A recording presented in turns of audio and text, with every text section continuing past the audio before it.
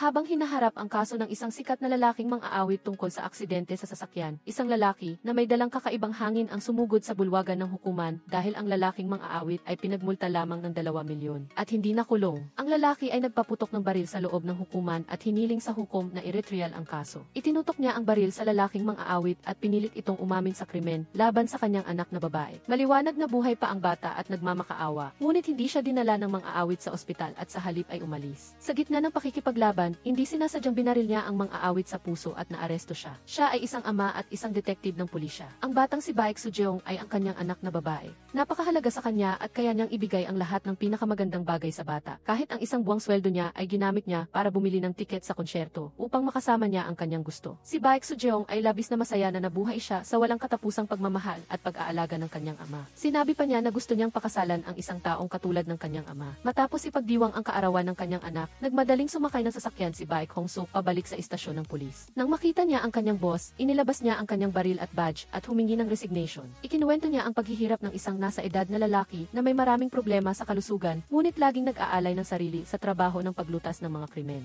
Ngunit ngayon ay nailipat siya sa security police team para maging bodyguard ng isang kandidato. Isa sa mga kandidatong ito ay si Congressman Kang Dong-yoon. Sa bisperas ng kanyang kandidatura, ang kanyang kalihim na kasama niya sa loob ng 15 taon ay naaresto ng pulisya dahil sa panunuhol. Sa gabi, tumawag si Baek Soo-jeong sa kanyang ama upang sabihin sa kanya na binilhan siya ng kanyang boyfriend ng isang magandang hair clip. Si Baek Hong-suk, na kasalukuyang umiinom, ay gusto pa ring umuwi ng maaga upang ipagpatuloy ang kanyang kaarawan kasama ang kanyang anak. Hanggang sa dumating ang kanyang boss at humingi ng isang malaking plato ng baka. Kaya kailangan niyang magsinungaling sa kanyang anak na kailangan niyang manatili para sa isang emergency meeting dahil gusto niya ring makipag-usap sa team leader. Sa kasamaang palad, sa daan pa uwi, na aksidente sa sasakyan si Baek Soo-jeong. Ang babaeng sanhi ng aksidente ay, nang makita niya ang taong nakahiga sa sahig ay nanginginig siya sa takot. Bumaba siya ng sasakyan para tingnan ang kalagayan ng bata. Ngunit ang lalaking kasama niya ay ang sikat na mang-aawit. Nang makita niya ang tiket sa kanyang bahay sa bag ni Baek Soo-jeong, natakot siya na baka makasira ito sa kanyang reputasyon. Kaya kahit na naghihingalo si Baek Soo-jeong at nagmamakaawa na iligtas, dinaganan pa rin niya ito at binanggang paulit-ulit para patayin. Nang marinig ang tunog ng telepono ng kanyang ama, sinubukan ni Baek Soo-jeong na kunin ito sa huling hininga, ngunit sa huli ay namatay pa rin siya ng masakit. Ang babaeng naging sanhi ng aksidente at humingi ng tulong sa kanyang ama ay ang asawa ng kandidatong si Kang Dong-yoon. Si Kang Dong-yoon ay pinilit lamang ng kanyang biyenan na makipagdiborsyo sa kanya at tinawagan ang pulisya upang harangin ang kandidato. Bukod pa rito, maingat siyang naghanda ng mga piskal upang arestuhin si Kang Dong-yoon bukas. Nang makarinig ng tawag mula sa ospital si Baek Hong-suk, nagmamadali siyang tumakbo sa ospital. Siya ay parang baliw sa nurse, sinasabi na si Baek Soo-jeong ay seryosong nasugatan. Ngunit kahit ang kanyang kaibigang doktor ay kailangang aliwin siya at sabihin sa kanya na napakahirap ng kaso. Pagkarating pa lang ng ina ni Baek Soo-jeong at marinig ang balita, agad siyang nawalan ng malay at kailangan ding ilagay sa kama sa ospital. Katabi ng kanyang asawa at sa kanyang anak na nasa emergency room, si Baek Hong-suk ngayon ay labis na naguguluhan. Tanging pag-asa at dasal na lang ang magagawa. Ang kanta ng pagkabata niya at ni Baek Soo-jeong ay totoong gumawa ng himala na naging dahilan upang bumalik ang tibok ng puso ng bata. Sa kabilang banda, nang malaman ni Kang Dong-yoon na niloloko siya ng kanyang asawa sa isang batang mang-aawit at naging sanhi pa ng aksidente at walang awa na pumatay, dinala niya ang kanyang withdrawal application at binasa sa harap ng kanyang biyenan. Ang dahilan ay dahil sa krimen ng kanyang asawa, hindi na siya makakaharap sa publiko. Si Seo Ji-soo ay parang nababaliw sa application na ito mula sa kanyang asawa. Dahil dito, matagumpay na napilit ni Kang Dong-yoon ang kanyang biyenan na payagan siyang magpatuloy sa kandidatura. Bumalik siya sa kanyang opisina at inutusan ang kanyang kalihim na ihanda ang lahat ng mga papeles. Ngunit pagkatapos ay nakatanggap siya ng isang text message na matagumpay ang operasyon ng biktima. Agad siyang natigilan.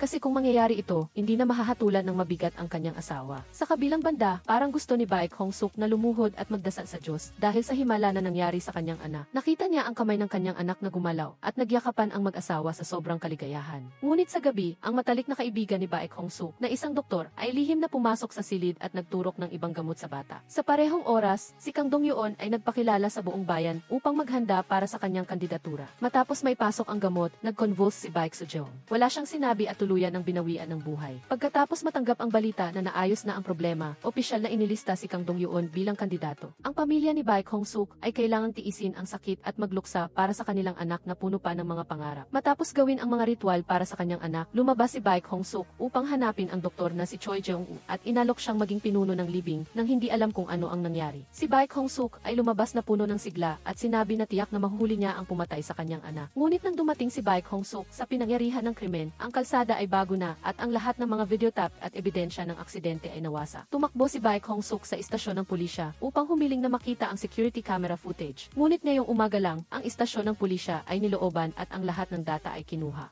Si Baek Hong-suk ay nababaliw sa pag-iisip kaya nakipag-away siya sa mga pulis doon. Kahit na nabawi niya ang ilang gamit ng bata sa kalsada, iyon lang ang mga natitira. Pumunta si Baek Hong-suk kasama ang kanyang mga kasamahan sa isang research center para sa mga sasakyan. Natuklasan nila na ang mga gulong na naiwan ay mula sa isang high-end na Swiss sports car. Sa buong bansa, 300 lang ang nabenta, kaya ang suspect ay itinuturing na mayaman. Sa gitna ng kandidatura, sinimulan ni Kang Dong-yeon na gamitin ang kanyang mga koneksyon upang hikayatin ang suporta ng iba pang malalaking konseho. Kalmado niyang dinala ang isang senior official upang ilantad ang mga krimen ni Congressman Kim. Para lang suportahan niya ako sa harap ng mga mamamahayag. Si Baek Hong-suk, kasama ang kanyang team leader at mga kasamahan, ay sinubukang pumunta sa opisina ng taga-usig upang humiling ng investigasyon sa kaso. Gayunpaman, ang taga-usig ay sinuhulan na, kaya hindi madali para sa kanya na magbigay ng order para sa investigasyon. Palaging may isang mabait na mamamahayag na siyang pangalawang anak na babae ng presidente. Bagaman mayaman siya, siya ay masipag at mapagmahal na anak. Nagbibigay siya ng pera sa kanyang ama para pambili ng gamot. Ipinagmalaki niya sa kanyang ama ang kaso na narinig niya ngayong hapon. Bukod pa rito, tinulungan niya si Baek Hong-suk sa pag-imbestiga sa mga kumpanya ng kotse sa ibang bansa. Nang marinig ito ni Kang Dong-yeon, natigilan siya. Parang naghahanda siyang gawin ang isang bagay para itago ito. Si Dr. Choi Jong-woo, na nasa posisyon ng pinuno ng libing ni Baek Soo-jeong, ay nahihiya at hindi makatingin sa itaas. Ang ina ni Baek Soo-jeong, na hindi alam ang gagawin, ay tumawag sa kanyang asawa na gusto niya itong umuwi kasama ang kanilang anak. Ngunit dahil sa determinasyon ni Baek Hong-suk na mahuli ang pumatay, maaari lamang siyang umasa kay Dr. Choi Jong-woo. Si Baek Hong-suk ay nagmaneho ng kotse at huminto kasama ang kanyang mga kasamahan sa isang gusali. Pagkatapos ay umalis siya. Nagpanggap siyang lasing at pagkatapos ay hinarap ang bodyguard at pumasok sa loob. Nakilala niya ang may-ari ng iligal na kasino na si Song Mi-eun. Sinugod siya ni Baek Hong-suk na parang baliw at hindi niya pinagsalita. Maaari sana niyang ipakulong si Song Mi-eun, ngunit nagpa siya si Baek Hong-suk na patawarin siya. Sa halip, ginamit niya ang mga tao ni Song Mi-eun upang mag-imbestiga sa kaso ng kanyang anak na babae. Nang matanggap ang balita na si Baek Hong-suk ay baliw na hinahanap ang pumatay, ang mayaman na ginang ay nagmadaling tumawag kay Kang Dong-yeon na naghahanda para sa isang performance at sinabi sa kanya na pumunta sa ibang bansa. Ngayon lang nalaman ni Kang Dong-yeon na lihim na sinusuportahan ng kanyang asawa ang isang batang lalaki. Ngunit hindi siya nahiya at sa halip ay ipinagmalaki niya na ang batang lalaki ay nagbigay sa kanya ng maraming kaligayahan. Kasabay nito, natagpuan ng tauhan ni Song Mi-eun ang kotse na may mga bakas pa. Agad niyang inutusan ang kanyang mga tauhan na basagin ang bintana at kunin ang data mula sa black box sa loob ng kotse. Sa labas, may isang grupo ng mga tao na biglang nagkagulo at sinira ang kotse. Nakita mismo ni Baek Hong-suk ang kanyang anak na sinaksak sa kalye. Hindi niya sinasadyang marinig ang hindi makataong usapan ni Kang Dong-yeon at ng ginang na si Seo Ji-soo. Naluha siya at sumumpa na hahanapin at ipagbabayad sila. Ngunit bago pa siya makakilos, dinakip na siya ng mga pulis sa labas at ang data ng video recording ay dinala sa opisina ni Kang Dong-yeon. Ngayon, si Baek Hong-suk ay inakusahan sa istasyon ng pulisya ng pakikipagsabwatan sa mga gangster at paglustay ng pera sa iligal na kasino. Siya ay nababaliw nang makita niya ang imahe ng mga awit na si Kang Dong-yeon sa T. Ang tatlong tao ay dinala sa isang saradong silid upang mag-usap. Inako ng team leader ang lahat ng kasalanan at sinabi niya, siya ang taong kumukuha ng pera mula sa kasino. Dahil nag-alay na siya ng sarili, sinabihan niya si Baek Hong-suk na dapat niyang mahuli ang pumatay. Kinabukasan, nagmaneho siya papunta sa performance ni Kang Dong-yeon. Gayunpaman, hindi siya makapasok dahil sa mga masugid na tagahanga. Samantala, mukhang hindi alam ni Ginang Seo Ji-soo na nililigawan ng kanyang batang mang-aawit ang isa sa kanyang mga kasamahan. Nililigawan pa nga niya ang kalihim ni Congressman Kang Dong-yeon. Tinanggihan niya ang pag-aayos na pumunta sa ibang bansa dahil naisip niya na kung gagawin niya iyon, ananagutan niya ang lahat ng krimen. Ngayon, umuwi si Baek Hong-suk na may mga sugat sa mukha at hindi alam kung ano ang sasabihin sa harap ng kanyang asawa. Dahil sa awa, inaliw siya ng kanyang asawa. Matapos panoorin ang recording ng aksidente, pinuntahan ni Kang Dong-yeon ang mang-aawit na si Kang Dong-yeon. Kahit na niloloko ng batang mang-aawit ang mas matandang babae, siya ay napakayabang at hindi natatakot sa sinuman. Nang marinig niya na ililipat sa kanya ang pangalan ng gusali para lang mapatalsik siya sa bansa, kalmado pa rin siyang nag-record ng video para takutin si Kang Dong-yeon. Sa sandaling iyon, natagpuan si Baek Hong-suk gamit ang isang locator at dumating sa hotel, sumisigaw na hinahanap si Kang Dong-yeon. Pinilit ni Kang Dong-yeon si Kang Dong-yeon na sumunod at magpadakip sa pulisya. Nang makita niya ang pumatay sa kanyang anak, baliw na sinuntok ni Baek Hong-suk si Kang Dong-yeon upang maibsan ang kanyang galit. Pagkatapos ay dinala niya siya. Sinipa niya si Kang Dong-yeon upang lumuhod sa harap ng libingan ni Baek Soo-jeong sa gitna ng ulan. Buong pagmamalaki niyang sinabi na sa pagkakataong ito, sinunod niya ang kanyang pangako sa kanyang anak. Kinabukasan, dinala ang mang-aawit sa korte para sa paglilitis. Ayon sa anunsyo ng hukom, sinentensyahan siya ng 8 taon sa bilangguan dahil sa sanhi ng aksidente aksidente at pagtatago sa katotohanan. Naging hysterical si Kang Dong-yeon at sinubukang sabihin ang buong katotohanan, ngunit tinakpan ang kanyang bibig. Sa huli, ito ay isang panaginip lamang ni Congressman Kang Dong-yeon. Pagkatapos ay kalmado siyang bumaba upang kumain kasama ang kanyang biyenan. Hiniling pa niya sa kanyang biyenan na ilabas ang pondo upang ayusin ang kaso ni Kang Dong-yeon. Biglang tumanggi ang kanyang biyenan. Sinasabi na sinusubukan niyang samantalahin siya upang magsunog ng pera para sa halalan. Alam din ng kanyang biyenan na mayroon pang recording si Kang Dong-yeon tungkol kay Congressman Kang Dong-yeon. Ginamit niya ito upang takutin si Kang Dong-yeon upang maayos ang problema ng kanyang anak. Sa kabilang banda, bumalik sa kanilang trabaho sina Baek Hong-suk at ang pulis na si Choi Jung. Sa unang araw ng kanyang trabaho bilang bodyguard, pinrotektahan niya si Congressman Kang Dong-yeon habang gumagawa ng charity. Habang gumagawa ng charity si Kang Dong-yeon, naisip niya ang mga mapanuksong salita ng kanyang biyenan at nagalit. Sinigawan niya ang isang walang tirahan na kahit gaano pa kasakit, hindi niya dapat kinakain ang mga pinamigay na pagkain. Habang napapalibutan ng mga mamamahayag, biglang inanunsyo ni Kang Dong-yeon na pagkatapos manalo sa halalan, hihilingin niya na itigil ang libreng pamimigay ng pagkain para sa mga walang tirahan. Bagaman sinubukan niyang magpaliwanag na magbibigay ito ng maraming pagkakataon para sa trabaho, ang kanyang walang pakundangang pahayag ay ikinagalit ng karamihan sa mga tao sa paligid. Dahil dito, nasugatan pa si Baek Hong-suk sa kanyang kamay. Sinubukan ng mag-asawa na mabuhay ng normal, ngunit nang makita nila ang upuan ni Baek Soo-jeong, hindi nila napigilan ang kanilang emosyon. Kinabukasan, nagmaneho si Baek Hong-suk patungo sa paglilitis ni Kang Dong-yeon. Sa labas ng bulwagan ng hukuman, maraming mga high school na babae ang nagdadala ng mga banner upang suportahan ang kanilang idolo. Isa sa kanila ang lumabas at masayang sumigaw na si Kang Dong-yeon ay napawalang sala at pinalaya. Pumasok si Baek Hong-suk sa loob, nalilito, nang masaksihan niya ang abogado ni Kang Dong-yeon na gumagawa ng kwento. Sinabi niya na maraming butas sa kalsadang iyon, kaya normal lang na hindi makilala ang tao mula sa butas. At ayon sa batas, kung ang isang tao ay hindi makilala ang isang materya sa ilalim ng epekto ng gamot, hindi sila maaaring akusahan ng intensyonal na pagtakas. Inatasan pa nga nila ang isang batang babae na dating nasa Juvenile Detention Center dahil sa pagbili ng illegal drugs upang maging saksi. Ang batang babae na binayaran ay nagsabi na pumunta sila ni Baek Soo-jeong upang maghanap ng isang mayaman na tao. Sinabi niya na gumamit si Baek Soo-jeong ng illegal drugs noong gabing iyon, kaya siya nawala ng malay sa gitna ng kalsada. Si Baek Hong-suk ay nababaliw sa kasinungalingan, ngunit siya ay pinalabas. Kahit na sinubukan ni taga-usik Choi Jong-woo ang kanyang makakaya upang makamit ang hustisya para kay Baek Soo-jeong, pineke ng grupo ni Kang Dong-yeon ang lahat ng ebidensya tungkol sa illegal drugs na natagpuan sa katawan ni Baek Soo-jeong. Umuwi si Baek Hong-suk na walang magawa. Nang makita niya ang kanyang asawa na nanonood ng balita, mas lalo siyang nalungkot. Awa sila sa kanilang anak na babae na inapin ng mga mayayaman. Hindi sumuko si Baek Hong-suk. Pumunta siya sa Juvenile Detention Center at humiling na makilala ang batang babae na nagbigay ng testimonya, ngunit hindi siya pinayagan. Pumunta rin ang ina ni Baek Soo-jeong sa paaralan upang humingi ng tulong, ngunit walang silbi. Ang mga kaklase lang ng bata ang taos pusong nagsulat ng apela upang tumulong. Gayunpaman, ang mga liham na iyon ay hindi tinanggap. Biglang nagpakita si Kang Dong-yeon ng nagsisising mukha at inamin na siya ay nagkasala. Sinabi niya na hindi niya alam na aksidenteng nabangga niya ang bata noong araw na iyon. Bukod pa rito, sinabi niya na isasakripisyo niya ang kanyang karera sa musika upang magbayad sa biktima. Ang performance na ito ay nagpasakit sa mga batang tagahanga. Dahil dito, ang paglilitis ay pansamantalang itinigil. Patuloy pa ring masigla sa kanyang kandidatura si Kang Dong-yeon. Siya ay masigasig na nagsasalita tungkol sa kalayaan ng tao at hindi siya nahihiyang tumingin kay Baek Hong-suk. Dinala ng ina ni Baek Soo-jeong ang lahat ng diary ng kanyang anak sa hukom. Umaasa na babasahin ito ng hukom upang maunawaan kung anong klaseng tao si Baek Soo-jeong. Ngunit malinaw na ang nakuha niya ay puro kabiguan lamang. Sa mga sumunod na araw, ang ina ni Baek Soo-jeong ay naapektuhan ng panloob at panlabas na pressure at kumilos na parang nasa tabi pa niya ang kanyang anak. Nang makita ni Baek Hong-suk ang kanyang asawa na ganoon, mas lalo siyang nagalit. Hindi na naniniwala sa batas, sumugod si Baek Hong-suk sa opisina ni Kang Dong-yeon upang humingi ng tulong. Ang ginang na si Seo Ji-soo, na humiling lamang ng diborsyo, ay nanginginig dahil dito.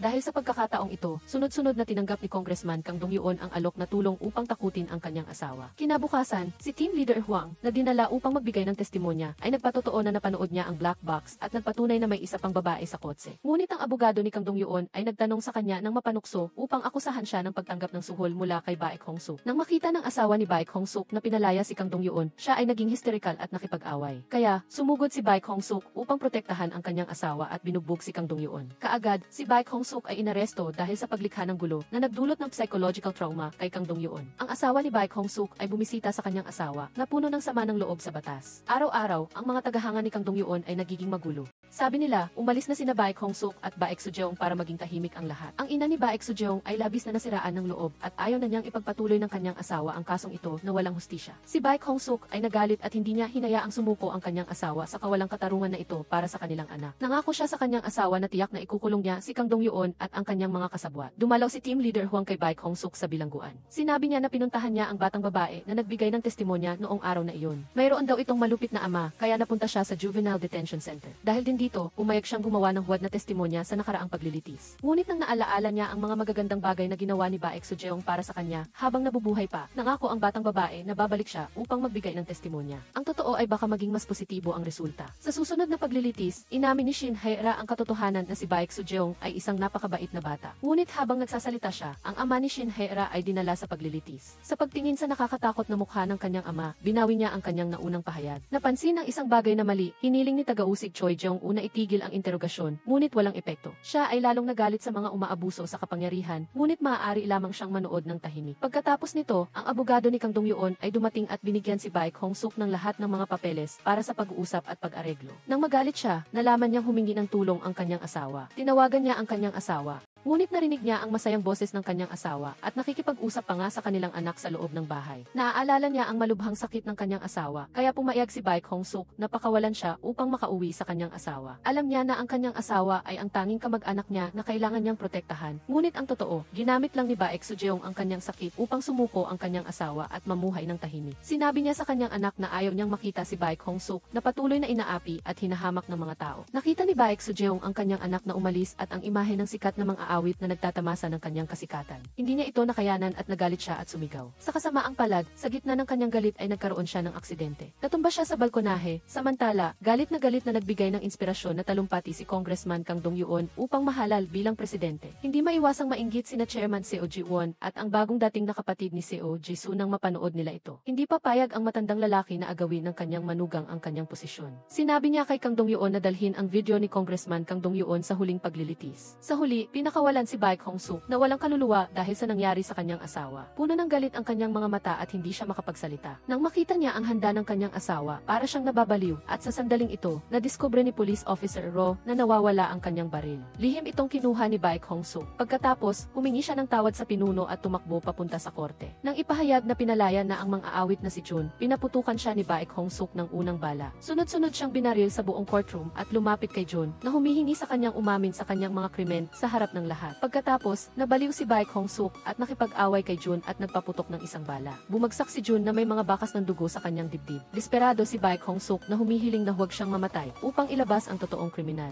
Ngunit agad siyang inaresto at dinala sa detention. Nang marinig ni Congressman Kang Dong-yeon ang balita, naging parang estatwa siya dahil hindi pa niya nababawi ang cellphone ni Jun. Ito ay dinala sa opisina ng taga-usig bilang huling ebidensya ni Hong-suk. Habang si Hong-suk ay walang magawa at nakatingin sa kawalan, biglang nag-vibrate ang kanyang cellphone at lumabas ang mensahe ni Seo Ji-soo. Sinubukan niyang kumalma at nag-text kay Seo Ji-soo para umamin sa pagmamaneho na nagdulot ng aksidente. Napanood din niya ang video ni Congressman Kang Dong-yeon. Ngunit bago pa siya makapagsalita sa taga-usig, dumating ang mga pulis, tinakpan ang kanyang bibig at kinuha ang ebidensya. Dinala niya ang ebidensya kay Kang Dong-yeon. Ginagamit niya ito para takutin si Congressman Kang Dong-yeon. Nasa kulungan si Hong-suk at naaalala ang mapagkunwari na mukha ni Congressman Kang Dong-yeon, kaya puno siya ng puot. Sinabi niya ang tungkol dito sa pinuno at sa pulis na naghanap ng ilang bagay. Pagkatapos, sinamantala nila ang pagkakataon na disinfektahin ang sugat ni Hong-suk upang i-report si Baek Hong-suk. Pagkatapos, pumayag siyang pumirma sa confession paper upang mapalaya. Sa totoo lang, inihanda na niya ang susi. Habang abala ang mga pulis sa pag-aasikaso sa mga baliw na tagahanga ni Baek Hong-suk, tumakas si Baek Hong-suk. Nakasakay siya sa isang taxi sa kalye at narinig niya ang balita tungkol sa kanyang pagtakas. Tumingin sa kanya nang may pag-iingat ang driver at nagmaneho papunta sa istasyon ng pulisya. Inihanda na ni Baek Hong-suk ang kanyang sarili kaya mabilis siyang nakalabas. Nagpunta si Congressman Kang Dong-yeon kay Kang Dong-yeon upang makipagnegosasyon. Ipinangako niya na tiyakin ang karapatan ni Kang Dong-yeon sa mana at ayusin ang mga ilegal na ari-arian. Ngunit si Kang Dong-yeon ay nasa itaas kaya hindi madali ang makipagkompromiso. Nyaring tinakot, hinabol si Baek Hong-suk sa buong kalsada at kahit nabangga siya ng kotse, hindi siya sumuko. Sa huli, nagtago siya sa isang tindahan ng taro. Habang pinapanood niya ang balita sa TSI, nag-aalala si Chief Hwang at hindi niya alam kung paano ililigtas si Baek Hong-suk. Ngunit bago pa siya makakilos, dinala siya ng mga pulis para tanungin. Sa sandaling ito, tumawag si Baek Hong-suk at kailangan ni Chief Hwang na sagutin ito na parang walang nangyayari. Gayunpaman, sinubukan pa rin niyang hawakan ang tawag ng sandali upang magbigay ng senyales kay Baek Hong-suk. Pagkatapos, tumawag siya kay Lee Si-jang at humingi ng tulong. Sa kabutihang palad, tinulungan siya ni Lee Si-jang dahil sa kanilang matagal ng pagkakaibigan. Nagtago si Baek Hong-suk sa ilalim ng kotse sa labas ng ospital. Inintay ni Baek Hong-suk si Lee Si-jang. Ang Ang lahat ng kalsada ay mahigpit na binabantayan, ngunit dahil ang sasakyan ni Isi Jiang ay isang ambulansya, madali itong nakalusot. Labis na naantig si Baek Hong-suk sa tulong ni Isi Jiang at nanatili sa ospital. Dahil sa konsensya, pinayuhan ni Isi Jiang si Baek Hong-suk na manirahan sa ibang bansa at sasagutin niya ang lahat ng gastos. Hindi ito tinanggap ni Baek Hong-suk. Nagmakaawa siya kay Isi Jiang na ibigay ang impormasyon tungkol sa mga nurse at doktor sa araw ng pagkamatay ni Baek Sujeong. Umaasa na makahanap siya ng sinuhulan upang patayin si Baek Sujeong. Dahil nais ni Congressman Kang Dong-yoon na maging kaaya-aya sa mga tao, pinilit niya ang kanyang asawa na sumama sa kanya sa mga aktibidad. Gayunpaman, patuloy na nagkakamali si Seo Ji-soo dahil hindi siya marunong magtimpla ng gatas na powder at gumawa ng gawaing bahay. Madalas na ginagamit ni Shin Hae-ra ang mga dahilan upang apihin si Seo Ji-soo dahil sa dating sama ng loob. Nang buong pusong naglingkod ang kanyang ama sa pamilya ni Seo Ji-soo, ngunit sinisi sa lahat ng pagkakamali at umalis ng may sama ng loob. Walang pag-aalinlangan siyang hinamon na siya ang magiging asawa ng kongresista sa halip na si Seo Ji-soo. Samantala, hindi rin matanggap ni Seo Ji-won ang hatol ng batas kay Baek Sujeong. Nagpunta siya sa taga-usig at humingi ng tulong upang mahanap ang ebidensya at makuha ang hustisya. Umuwi si Seo Ji-soo at hiniling sa kanyang kapatid na ilabas ang cellphone ni Jun. Sinabi niya na siya mismo ang mag-aasikaso nito at gusto niyang makita ang kanyang asawa na magsisi. Tahimik na nag-isip si Isi Jiang tungkol sa hiling ni Hong-suk at nagalit siya at sinigawan si Baek Hong-suk dahil sa kahihiyan. Huwag ka nang mag-aksaya ng oras. Mas mabuti pang sundin mo ang payo ko at mamuhay ng tahimik sa ibang bansa kaysa mahuli sa kasong pagpatay. Pagkatapos marinig ang mga salitang ito, tumingin si Baek Hong-suk sa labas at nang makita ang mga pulis, nag-alala siya. Balak ni Congressman Kang Dong-yoon na iwanan na ang lahat bago siya ibagsak ng kanyang asawa. Ngunit pinayuhan siya ni Shin Hae-ra na umuwi at makipag-usap sa kanyang asawa. Pagkatapos ng ilang pag-iisip, umuwi si Congressman Kang Dong-yoon at nakita ang kanyang asawa na nagbibihis para lumabas at makipag-date sa isang binata. Nagpanggap pa rin si Seo Ji-soo na walang pakialam kahit na nalaman niyang ginagamit lang siya ni Jun para sa kanyang sariling interes, tulad ng isang inahin. Ngunit nang marinig niya ang kwento tungkol sa biktima ng operasyon, natagumpay at maaari siyang makalusot. Ngunit sinadya ng kanyang asawa na patayin ang biktima upang pilitin si Seo Ji-soo. Biglang bumagsak si Seo Ji-soo. Nagpasya siyang maglaro ng bagong laro sa kanyang asawa, kaya tinawagan niya ang kanyang kapatid upang humiling ng ebidensya, sa kondisyon na palayasin ng kanyang asawa si Shin Hae-ra upang siya na ang magkontrol sa larong ito. Habang nakikipagpulong si Congressman Kang Dong-yoon sa mga pulis upang hanapin si Baek Hong-suk na tumakas sa kulungan, direkta siyang tinawagan ni Baek Hong-suk upang takutin at hamunin si Congressman Kang Dong-yoon. Na pagkatapos ay nagmaneho palabas ng kanyang sariling sasakyan upang hanapin si Baek Hong-suk bago pa man ang taga-usig. Sa sandaling ito, ang mga reporter, si Seo Ji-won at si Chief Wang ay nagmamadaling tumakbo sa ospital. Nang mapansin ni AC Jiang ang sitwasyon, kinuha niya ang ebidensya at tumakas. Nahanap din ng reporter na si Seo Ji-won ang bakas na ito at sumunod sa kanya. Ngunit hindi inaasahan, si AC Jiang ay tumakbo para sunduin si Baek Hong-suk at gumawa ng kwento na iba ang nagturok ng gamot sa biktima. Binigyan ni AC Jiang si Baek Hong-suk ng inumin, ngunit nang magising siya, nasa harap na siya ni Congressman Kang Dong-yoon. Nang makita niya si Congressman Kang Dong-yoon, parang nag-apoy ang buong katawan ni Baek Hong-suk. Kalmado pa rin siya at sinabi kay Baek Hong-suk na hindi patas ang buhay. Sinabi niya na sa halagang 3 bilyon, pinatay ng isang tao ang anak ng kanyang matalik na kaibigan. Namatay si Hong-suk nang malaman na ang kanyang pinagkakatiwala ang kaibigan ay siyang nagturok ng gamot na pumatay sa kanyang anak. Pinayuhan ni Congressman Kang Dong-yoon si Baek Hong-suk na kung gusto niyang hawakan kahit ang isang hibla ng buhok niya, kailangan niya ng maraming taong tutulong sa kanya kahit na ilang pulis lang na may kapangyarihan. Agad na tumanggi si Baek Hong-suk, sinabing magagawa niya ito ng mag-isa. Sa lahat ng paraan, babagsakin niya si Congressman Kang Dong-yoon. Ang galit ni Baek Hong-suk ay nagpagalit kay Congressman Kang Dong-yoon. Sinigawan niya si Baek Hong-suk na siya ay masyadong makaluma at kung sumuko lang siya, ang lahat ay magiging maayos para sa kanilang dalawa. Ang pangarap ni Congressman Kang Dong-yoon ay umupo sa makapangyarihang upuan sa Blue House. Sinabi niya kay Baek Hong-suk na matupad ang kanyang pangarap. Kailangan niyang isuko ang lahat ng kanyang mga pangarap para sa kanyang pamilya. Sa ilalim ng direksyon ni Seo Ji-won, sumunod ang taga-usig na si Choi Jong-u sa lugar upang humingi ng pag-inspeksyon. Bagamat hindi siya sumuko sa pressure mula sa grupo ng mga taga-usig, wala pa ring makitang ebidensya ang taga-usig na si Choi Jong-u. Dati, dinala ng bodyguard si Baek Hong-suk sa labas ng kagubatan. Sinubukan niyang tumakas, ngunit huminto siya sa harap ng kotse ng reporter na si Seo Ji-won. Sinabi niya ang lahat ng kanyang natuklasan tungkol sa tunay na pagkatao ni AC Jiang kay Baek Hong-suk. Nagpanggap si Baek Hong-suk na gusto niyang uminom ng tubig at pagkatapos ay ginamit ang pagkakataon na kunin ang kotse ni Seo Ji-won. Hiniling ng mayaman na si Seo Ji-soo na kunin ang cellphone na ebidensya mula sa kanyang kapatid. Sinabi niya na gusto niyang baguhin ang kanyang asawa sa sarili niyang paraan at hindi niya kailangan ang labis na yaman ng pamilya para gawin ito. Bagamat pinayuhan na siya ng kanyang ama at kapatid, mahal pa rin ni Seo Ji-soo ang kanyang asawa. Nang makita ni Kang Dong-yoon ang sitwasyon, ipinangako niya sa kanyang ama na hindi niya hahayaang lumabas ang kanyang manugang sa inaugurasyon niya bilang presidente sa susunod na taon. Samantala, natagpuan na ni Baek Hong-suk ang tirahan ni AC Jiang. Pagkatunog ng doorbell, agad na sinuntok ni Baek Hong-suk si Lee Hee-jang. Galit na galit siyang inilabas ang lahat ng kanyang galit sa kanyang matalik na kaibigan. Sa sandaling ito, dumating ang Ryot Police sa ilalim ng gusali. Sa utos ni Congressman Kang Dong-yoon, nagpaputok ang buong team sa seryosong kriminal na si Lee Hee-jang.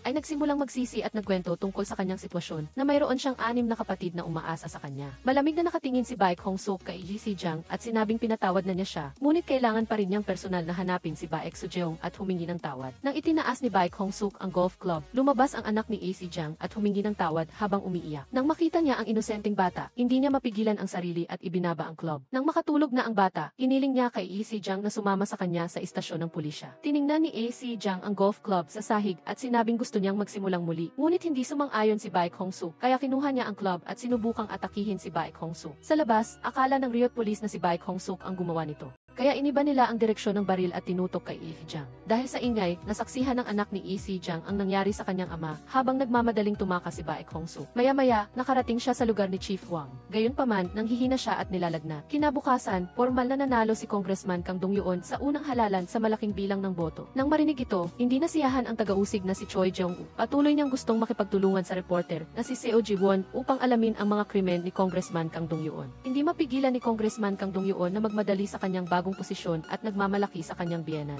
Bukod pa rito, gusto niyang humingi ng karagdagang pondo at tao upang harapin ang mga taong humahadlang sa kanyang daan. Ipinangako niya sa kanyang biyenan na sa loob ng 2 buwan, maupo na siya sa pwesto ng presidente. Para aliwin si Baek Hong-suk, dinalaw ni Chief Wang si Baek Soo-jeong at kumuha ng ilang litrato para kay Baek Hong-suk. Bigla siyang tinanong ni Baek Hong-suk tungkol sa kaso ng isang opisyal 15 taon na ang nakakaraan. Agad na napabuntong hininga si Chief Wang na sinasabing mahirap siya sa atin ang mga kasong may kinalaman sa mga mayayaman. Ngunit nang marinig niyang sinabi ni Baek Hong-suk na ang nasa likod ng kaso ay isang taong napakayaman at hindi maaaring saktan, handa siyang sumama kay Baek Hong-suk. Gayunpaman, sinabi ni Baek Hong-suk ang tungkol dito dahil ayaw niyang makialam si Chief Wang. Alam niya na may pamilya pa siyang kailangang alagaan. Hiniling lang niya na kung mahuhuli niya ang kriminal, arestuhin siya. Habang pinapanood ni Baek Hong-suk ang balita ng pagkapanalo ni Congressman Kang Dong-yoon, napuno ang kanyang isip ng puot na kailangan niyang alisin. Tinawagan niya ang reporter na si Seo Ji-won at nagpasya na humingi ng tulong sa kanya. Pagdating ni Seo Ji-won sa bar, agad siyang itinulak sa isang silid at dinala sa pulis ang kanyang bag. Ginamit niya ang kanyang cellphone upang humingi ng schedule ni Seo Ji-soo at pagkatapos ay ibinalik ang bag ng maayos. Nang makuha ni Baek Hong-suk ang schedule, nagsimula siyang magplano ng atake. Samantala, nakipagkita si Seo Ji-soo sa kanyang ama at hiniling na ilathala ang mga tala ng pulong.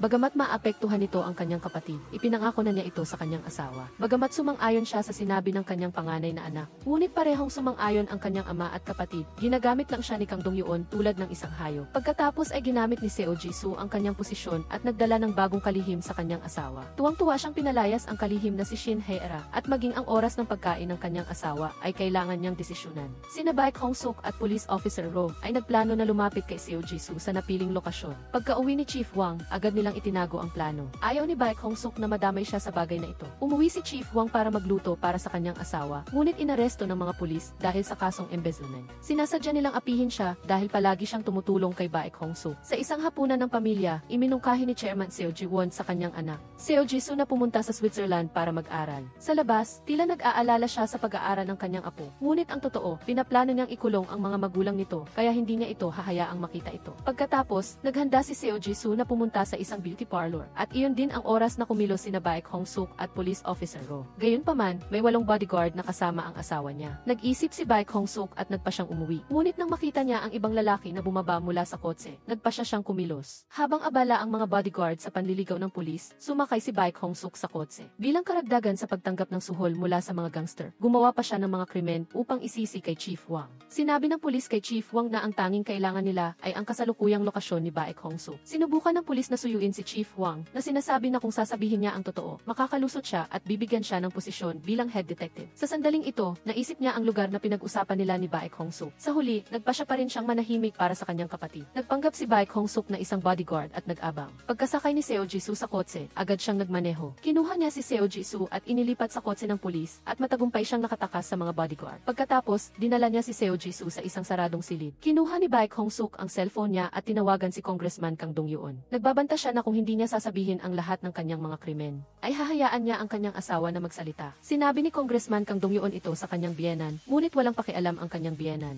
Pinayuhan niya ang kanyang manugang na sumama sa kanyang asawa sa istasyon ng pulis. pulisya at sumuko. Iyon ang tanging paraan na matutulungan niya upang iligtas si Seo Ji-soo. Humiling si Congressman Kang Dong-yeon ng isang pribadong tawag upang matiyak ang kaligtasan ng kanyang asawa. Nang malaman ni Seo Ji-soo na ayaw siyang iligtas ng kanyang ama, binasa niya ang code ng isang gintong kahon sa kanyang asawa. Sa gintong kahon na iyon, hindi lang ang mga minuto ng pagpupulong kundi pati na rin ang cellphone ni Jun. Nagpasya si Congressman Kang Dong-yeon na gamitin ito upang talunin ang kanyang biyenan. Samantala, ang taga-usig na si Park ay walang magawa sa katigasan ng ulo ni Chief Wang. Galit na galit siyang nag-utos sa kanyang mga tauhan na kasuhan si Chief Wang. Sa sandaling dinala siya, tumawag si Baek Hong-suk. Sinabi niya kay Chief Wang na malapit nang matapos ang lahat at pagkatapos ay alalahanin na arestuhin siya. Sa ganoong paraan, makakakuha siya ng premyo, promosyon at magandang posisyon. Nang marinig ito, biglang isinapubliko ni Chief Wang ang lokasyon ni Baek Hong-suk. Tuwang-tuwa si Prosecutor Park at agad na pinakilos ang kanyang mga tauhan. Sa sandaling ito, ipinapakita sa DHI ang press conference ni Shin Hae-ra. Ngunit sa halip na basahin ang mga krimen ni Congressman Kang Dong-yeon upang iligtas si Seo Ji-soo tulad ng sinabi ni Baek Hong-suk, naghanda siyang basahin ang mga lihim na minuto ng pulong ng kumpanya na Han-ik.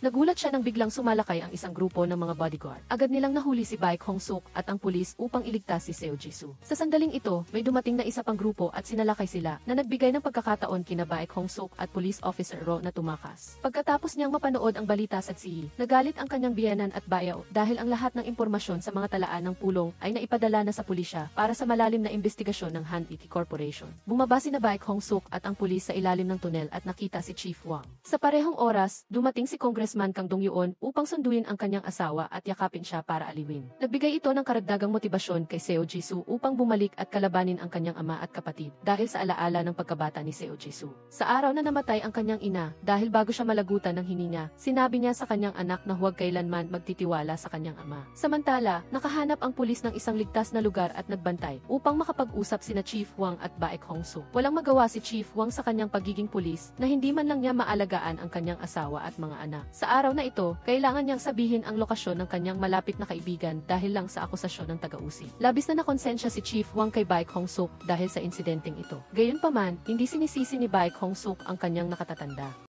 Sapagkat tama ang ginawa ni Chief Baek at hindi rin niya kailangang isakripisyo ang sarili para protektahan ang kanyang pamilya. Walang pasensya si Congressman Kang at agad siyang nag-organisa ng press conference para hilingin ang madaliang investigasyon sa Hanu Group. Ito ang nagbanta sa buhay ni Chairman Seo at Dong-yeon. Sa pagkakataong ito, wala na silang matataguan. Agad na isinasaayos ni Chairman Seo na ipadala ang kanyang anak sa ibang bansa. Sa huling pagkakataon na tumakas, iniba ni Congressman Kang ang kanyang target at pinuntahan si Chief Wang. Si Secretary Hae-ra ay pumunta para makita siya. Sinabi sa kanya ang pagbabalik sa trabaho at pagtaas ng sweldo. Nais pa rin niyang mahanap ang kinaroroonan ni Hong-suk. Ginamit din niya ang anak ni Chief Baek bilang panggigipit sa kanya. Kailangan niyang magtrabaho para sa tuition. Hindi sumuko si Chief Baek, ngunit pumayag na ang kanyang asawa. Nang bumalik si Chief Baek para hanapin ang kanyang asawa, ang balance sa account ng pamilya ay umabot na sa 1 bilyong won. Samantala, pumasok sina Hong-suk at Police Joe sa opisina ni Attorney Kang para maghanap ng mga dokumento. Nalaman niya ito, ngunit hindi niya sinabi sa sinuman at itinago ito. Ito ay kapakipakinabang para kay Chairman Seo at sa Hanu Group. Maaaring gamitin ni Chairman Seo si Attorney Kang para patalsikin ang kanyang manugang at iligtas ang kanyang anak. Sa harap ni Hong-suk, sinabi niya na magsasagawa siya ng press conference para sa kanya at titiyakin ang kanyang kaligtasan kung papayag si Hong-suk na maging piyesa upang patalsikin ang pagkapangulo ni Kang Dong-yeon.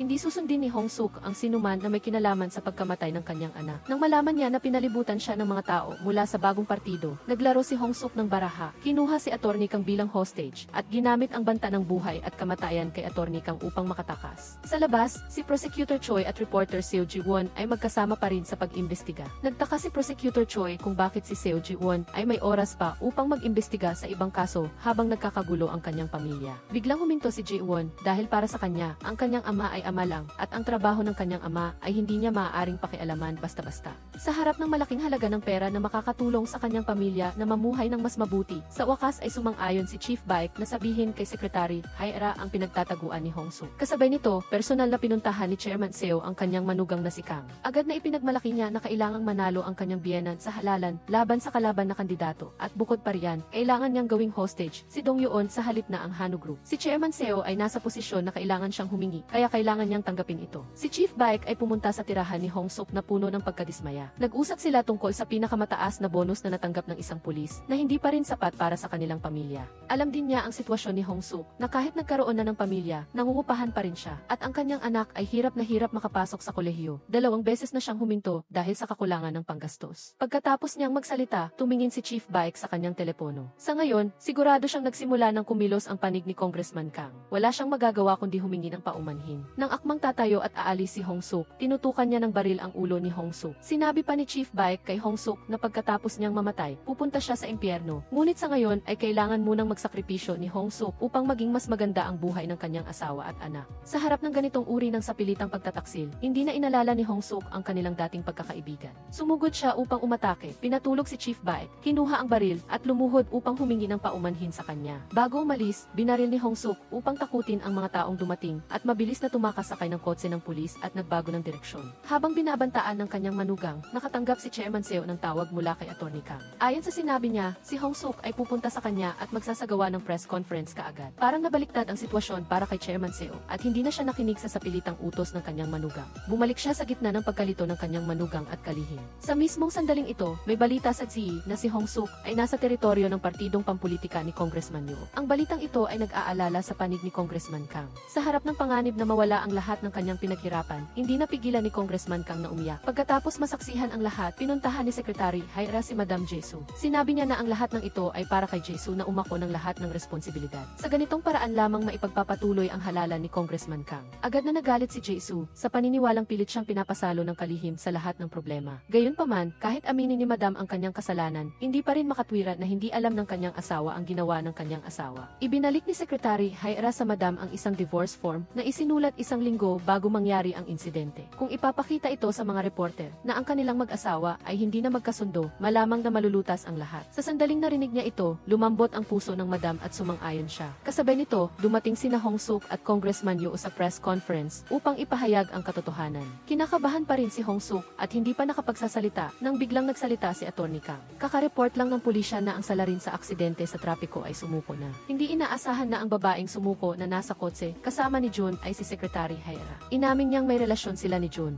At sa crime scene ng aksidente, si Hong Suk pagkatapos mapilitan sa ganitong sitwasyon ay sinubukan pa ring tumakas. Sa tabi ni Prosecutor Choi, nalaman ni Jae-won ang buong katotohanan tungkol sa kanyang kapatid at bayaw. Natulala siya, hindi alam kung dapat siyang maging reporter para sa lipunan o protektahan ang kanyang pamilya. Samantala, determinadong protektahan ni Prosecutor Choi ang lipunan, kaya humiling siya na siya ang mamahala sa kaso ni Park Hee-ja. Tumakas si Hong Suk sa lugar ni Park Dong-sik at baliw na ginuhit ang criminal sketch upang suriin. Tinanong ni Park Dong-sik kung ano ang relasyon ni Police Joe kay Hong Suk. Sabi niya, siya ay isang taong maraming beses nang nag-asawa at naghiwalay. Ngunit sa bawat pagkakataon, nakatanggap si Police Joe ng buong suporta mula kay Hong Suk. Dahil dito, napakalapit ng kanilang relasyon bilang senior-junior at hindi nila kayang iwan ang isa't isa. Inamin ni Haira sa harap ni Prosecutor Choi na may relasyon sila ni Jun, ngunit dahil tapos na ang kaso ni Jun noon pa, hiniling niya sa taga-usig na madaliin ang investigasyon upang makabalik siya at dalhin ang kandidato sa halalan. Siyempre, hindi madaling magpatawad si Prosecutor Choi. Sinabi niya na ang isang taong nakagawa ng maraming krimen, lalo na sa isang 17 taong gulang na babae, ay hindi makakabalik sa kanyang posisyon. Sa anumang paraan ng panlilinlang, pagsisisihin ni Prosecutor Choi si Haira at hindi siya papakawalan pagkatapos lamang ng ilang araw tulad ng plano. Sa panahong ito, iniulat ng media na ang pamilya ng mga awit na si Jun ay makakatanggap ng bayad pinsala mula sa mga ari-arian ni Hong Suk. Ang kanyang bahay na nagkakahalaga ng 180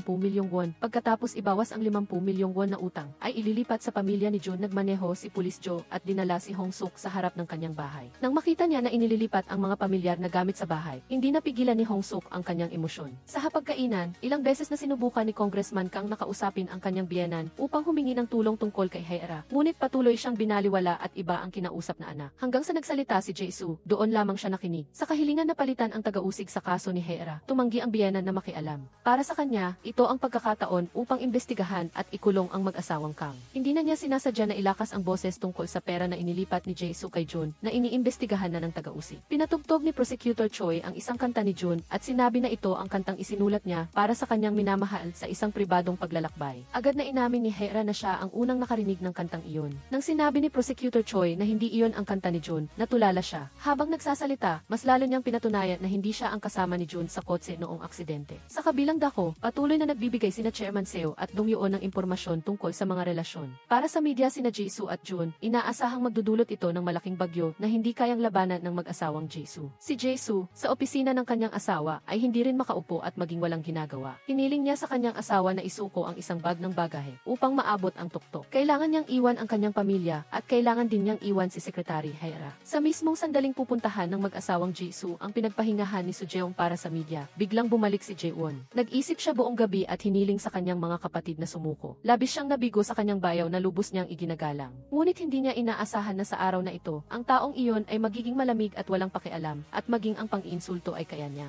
Walang nagawa si Jaewon kundi umiyak. Sinabi niya na huli na ang lahat at huwag na siyang umasa na makialam. Ito ay isang digmaan ng matatanda, kaya dapat bumalik si Jaewon at makipaglaro kay Minsong. Nagpa siya si Congressman Kang na sundin ang sinabi ng kanyang asawa. Tumawag siya kay Haera at hiniling na magpatuloy na manatili sa kulungan. Nangako siya na pagkatapos niyang lumabas, itataas niya ang kanyang posisyon bilang pinuno ng Strategic Department ng korporasyon. Walang magawa si Haera kundi magmakaawa kay Congressman Kang na mag-isip-isip. Ngunit hindi siya naawa. Sa pag-alala sa panlalait ni Jisoo sa kanya at sa kanyang taos-pusong pag-aalay kay Congressman Kang, nanatiling tapat si Haera at hindi nagsiwalat ng anuman sa kabila ng ebidensya laban sa kanya. Pumunta si Hong Suk sa pinagpapahingahan ng kanyang anak at asawa. Biglang bumalik sa isipan niya ang lahat ng alaala ng masayang pamilya noon. Ngayon, hindi lang ang buhay ng kanyang pamilya ang nawala, kundi maging ang mga walang buhay na gamit sa bahay ay walang pusong itinapon ng mga makapangyarihang tao. Sa parehong oras, si Congressman Kang ay naroon din sa labas ng sementeryo. Parang nabaliw si Hong Suk, kinuha ang baril at sumugod sa labas, itinutok ito sa ulo ni Kang. Kahit pinalibutan ng dose-dosenang baril ng mga bodyguard, determinado pa rin si Hong Suk na tutukan ang isang kaaway. Ginamit ni Congressman Kang ang dami ng tao at media sa paligid upang sumigaw at hilingin sa lahat na ibaba ang kanilang mga baril. Patuloy siyang gumamit ng matalas na salita upang akusahan si Hong Suk. Napagtanto ni Police Joe na binayaran si Hong Suk upang patalsikin siya. Nakita niya mula sa malayo na may isang mamamatay tao na gumagawa ng lihim na aksyon. Sumipol siya upang bigyan ng babala si Hong Suk. Sa isang segundo ng pagkawala ng pag-iingat, binaril si Hong Suk ng bodyguard mula sa likuran. Naging balisa at hindi makatayo ng tuwid si Hong Suk. Sinubukan niyang hawakan ang kanyang sugat at tumakbo patungo sa kotse ni Police Joe upang tumakas. Agad na pinalibutan ng mga reporter. Isinulat ni Congressman Kang ang mga kasinungalingan niya. Inakusahan niya si Hong Suk, sinabing hindi lamang siya binayaran upang patalsikin siya, kundi pati na rin sa pang-abduct sa First Lady. Baliw na pinipigilan ni Police Joe ang pagdugo ni Hong Suk sa kotse. Kahit malubhang nasugatan si Hong Suk, pero patuloy pa rin siyang nabubuhay para makamit ang hustisya para sa kanyang pamilya. Sinamantala ni Congressman Kang ang pagkakataong ito upang magbunyag at ipadala ang lahat ng ebidensya at mga dokumento ng kumperensya. Ipinadala niya ang mga tao upang ilabas ang ebidensya. Kung walang ebidensya, gagawa siya ng isa. Matapos marinig ang balitang ito, sinabi ni Chairman Seo sa kanyang anak na sa buong buhay niya, hindi pa siya nakaramdam ng takot. Ngunit sa pagkakataong ito, ang kanyang manugang ay nagplano na ibagsak ang kanyang Hano Group sa anumang paraan. Kailangan nilang mahanap si Hong Suk upang baguhin ang sitwasyon. Paglabas ni Dong Yuon sa silid, nakasalubong niya si Jisoo at sinabi sa kanya na kumbinsihin ang kanyang asawa na huminto. Ngunit hindi niya inaasahan na magtataksil siya sa kanyang pamilya at pipilitin ang kanyang ama at kapatid. Para maghanap kay Kang Dong Yuon, lumuhod siya upang humingi ng awa. Kasabay nito, pinalaya si Secretary Haera. Agad siyang pumunta upang ipahayag ang kanyang katapatan kay Congressman Kang.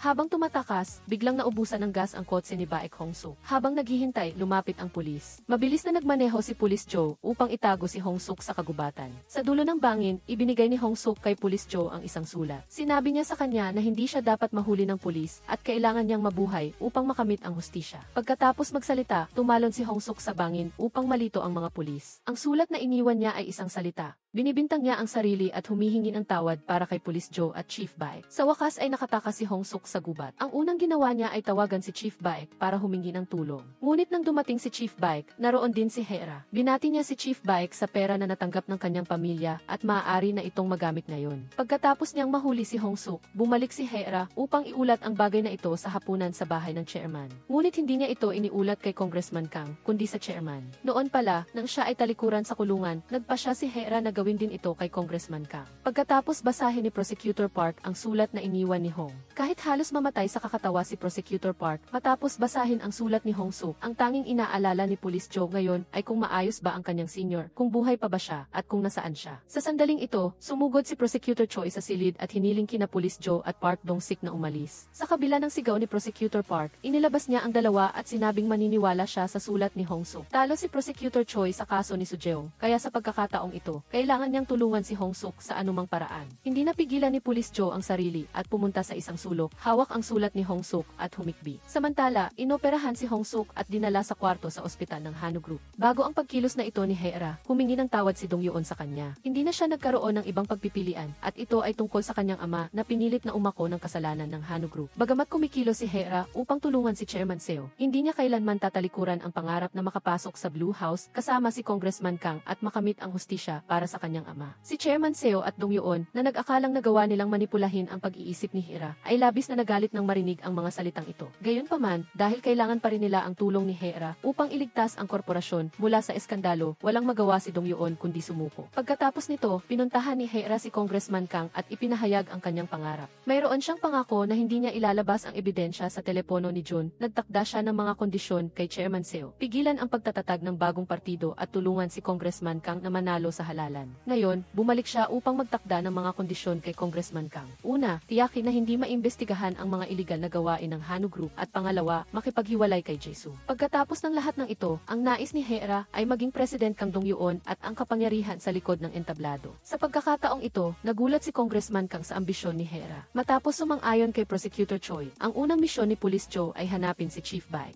Nang makita siya ni Chief Baek, gusto na niyang umalis dahil sa ginawa niya sa kanyang kasama. Gayunpaman, dahil sa sinseridad ni Police Joe, nagpasya siyang sumama sa kanya sa istasyon. Hindi nag-atubiling umamin si Chief Baek na tumanggap siya ng suhol na 100 milyong won mula sa mga opisyal. Gayunpaman, ang tanging inaalala niya ay dapat iligtas ni Prosecutor Choi si Hong Suk. Labis siyang nagsisisi na sa huling sandali ng kanyang hininga, tinawag pa rin siya ni Hong Suk. Ngunit para sa ilang piraso ng pilak, siya ay nagtaksil. Nang magsimulang imbestigahan si Shin Hye-ra, si Hong Suk ay nagpapakita ng malakas na paggaling. Matapos imbestigahan ni Prosecutor Choi ang mga ospital, hindi siya tumawag kay Ji-won. Umaasa siya na mabubuhay siya ayon sa kanyang budhi bilang isang social reporter at tumulong. Ngunit nakita niya ang kawalan ng kakayahan ni Prosecutor Choi dahil sa pang-aapi ng mga makapangyarihan. Bagamat hindi makapaniwala si Ji-won na ang kanyang pamilya ay masama, nagpa siya pa rin siyang tawagan ang ospital ng korporasyon at magtanong. Si Congressman Kang ay nag-isip ng malalim tungkol sa sinabi ni Hera. Ngayon, alinman sa makipaghiwalay siya sa madam at maging presidente o magkasama silang magpunta sa kulungan. Ano man ang kanyang piliin, handa na si Hera ang lahat ng ebidensya at dokumento. Sa harap ng kanyang pangarap sa buhay, nagpa siya si Congressman Kang na umupo at hawakan ang kamay ng kanyang asawa. Nakuha ni Prosecutor Choi ang impormasyon.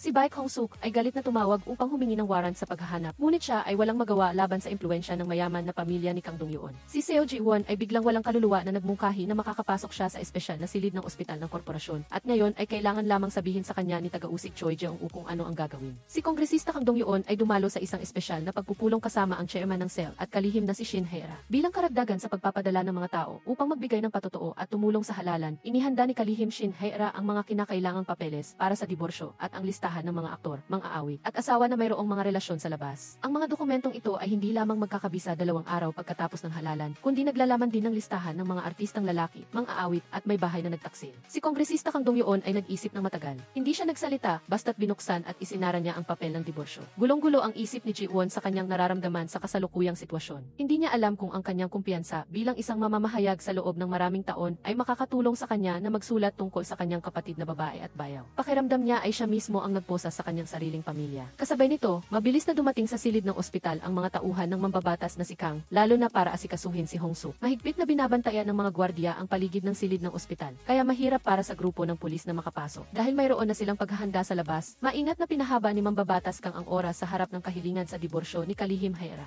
Sa labas, ipinagmamalaki pa rin ni Jae-soo na sinasabi sa kanyang kuya na kailangan nitong malaman kung paano labanan ang kanilang ama dahil si Dong Yuon. Dahil sinunod niya ang gusto ng kanilang ama para sa isang mag-aaral at pinakasalan ang babaeng gusto niya ay hindi naging masaya sa buong buhay niya. Si Jae-soo lang ang lumaban at nakakuha ng asawang gusto niya para sa kanyang sarili. Hanggang sa narinig niya mula sa loob na pinag-uusapan ang tungkol sa diborsyo nilang mag-asawa. Hindi niya inaasahan na si Mambabatas Kang ay hindi papayag na magdiborsyo sila ni Jae-soo. Kahit nabantaan siyang ilalabas ang ebidensya sa telepono ni Jeong-woo, hindi siya nagbago ng isip. Kahit na ang tungkol sa panloloko ng kanyang asawa sa higit sa 10 batang lalaki, narinig niya ang mga salitang ito mula sa kanyang asawa. Parang nakuha ni Jae-soo ang gyera sa loob na tinutuya si Hye-ra. Kumpiyansa si Mambabatas Kang na kumilos ayon sa kanyang iniisip dahil nakakuha siya ng karagdagang kahinaan, ang paggamit ng backdoor ng kanyang biyenan para bantaan si Jae-won. Sa kabilang banda, si Jae-won ay matagumpay na nakapasok gamit ang kanyang pagkakakilanlan, kaya sa ospital ng korporasyon, inutusan niya ang isang gwardiya sa labas na bumaba sa kotse. Mabilis na nakontrol ng pulis na si Jeong-woo ang lalaki at nakuha ang kanyang kanyang AC para sa pagpasok sa ospital. Kasama niya ang hepe at tinamaan nila ang isang gwardya sa loob gamit ang tranquilizer gun. Mabilis na nagtulungan ang tatlo upang itaka si Hong Suk palabas. Sa parehong oras, dumating din ang mga tauhan ni Mambabatas Kang. Nawala sa isa sa kanila si Hong Suk sa elevator, kaya hinabol sila ng buong koponan. Buti na lang at matalino si Song Myon na gumamit ng steam gun para barahan ang tambutso, kaya matagumpay silang nakatakas. Ngayon, ang piyesa na si Hong Suk ay hindi na pag-aari ng sinuman sa pagitan ni Chairman Seo at Mambabatas Kang. Nagpasya si Mambabatas Kang na alisin si Kalihim Haira mula sa pangkat ng kampanya. Opisyal nang sumiklab ang digmaan para sa kapangyarihan sa pagitan ng dalawang paksyon. Pagkatapos magsalita, bumalik si Mambabatas Kang sa kanyang asawa, na labis na naanti. Nangako siyang lalaban sila hanggang dulo para sa kapangyarihan. Pagkatapos dalhin si Hong Suk, hindi pa rin niya nakikita ang hepe kaya gusto na niyang umalis. Bagaman hindi nararapat ang ginawa ng hepe sa kanyang posisyon bilang senior, naiintindihan ni Jeong-u ang sitwasyon nito, kaya sinubukan niyang aliwin ito. Higit sa lahat, alam niya na ang taong gusto ni Hong Suk na unang makita paggising niya ay ang hepe. Upang maiwasan na matuklasan, dinala ni Prosecutor Choi si Hong Suk sa klinika ng kanyang ina. Mula sa kung paano sila mag-ugali, alam ni Ji-won na si Prosecutor Choi ay tulad niya na galing sa isang prestihiyosong pamilya, ngunit hindi rin masaya. Sa harap ng kama ni Hong Suk, kumpiyansa si Prosecutor Choi na ipapakita niya rito na tama ang maniwala sa batas. Bago ang araw ng eleksyon, pumunta si Prosecutor Choi upang hanapin si Jiang Min sa ospital para humingi ng ebidensya. Dahil dito, biglang bumaliktad ng mabilis ang mga boto para kay Mambabatas Kang.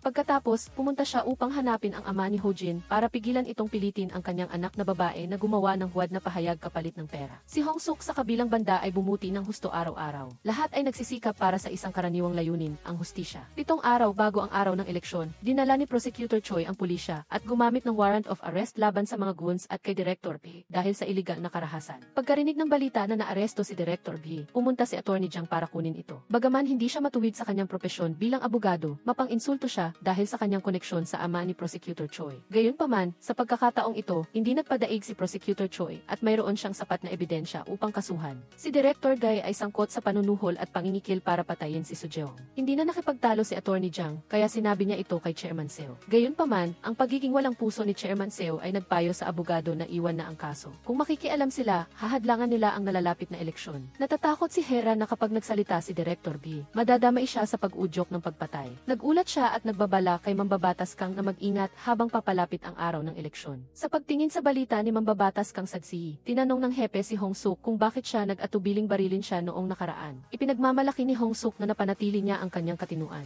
Dahil kung namatay siya, magiging bayani siya at magiging isang taong nabayaran si Hong Suk at si Sujeong ay mananatiling may puot sa kanyang pangalang masasamang asal. Dati, labis siyang naniwala kay Mambabatas Kang at ibinigay sa kanya ang lahat ng ipon ni Sujeong. Hindi gusto ni Hong Suk na malinlang din ang mga tao sa labas na katulad niya. Sa sandaling ito, nakatanggap ang grupo ng pulis ng warrant of arrest para kay Director B. Dahil dito, nakumpirma ni Prosecutor Choi ang pinagmulan ng pera na ginamit upang patayin si Sujeong. Sa harap ng sumo na ito, walang pakialam si Chairman Seo, na para bang inalis lang niya ang isang alagad na hindi marunong sumunod. Samantala, si Mambabatas Kang ay nag-iisip sa buong gabi kung paano sosolusyonan ang problema, kaya hindi pa rin siya mapakali at pinuntahan si Chairman Seo. Umaasa siyang magagamit niya ang kanyang telepono bilang ebidensya upang pilitin si Chairman Seo na iligtas siya. Nang makita ang video ng panunuhol ng kanyang manugang sa telepono ni Jeong-u, masiglang kinutya ni Chairman Seo ang kanyang manugang. Nagbigay siya ng isang listahan ng mga opisyal na may mataas na posisyon upang tuksuhin ang kanyang manugang kung sino ang gagamitin upang tulungan siya. Ayaw nang magpadaig ni Mambabatas Kang, kaya hiniling niya sa kanyang biyenan na ilantad ang mga nilalaman ng telepono. Gayunpaman, ayaw ni Chairman Seo na maging simple ang laro at pinili niyang hamunin ang ambisyon ni Mambabatas Kang.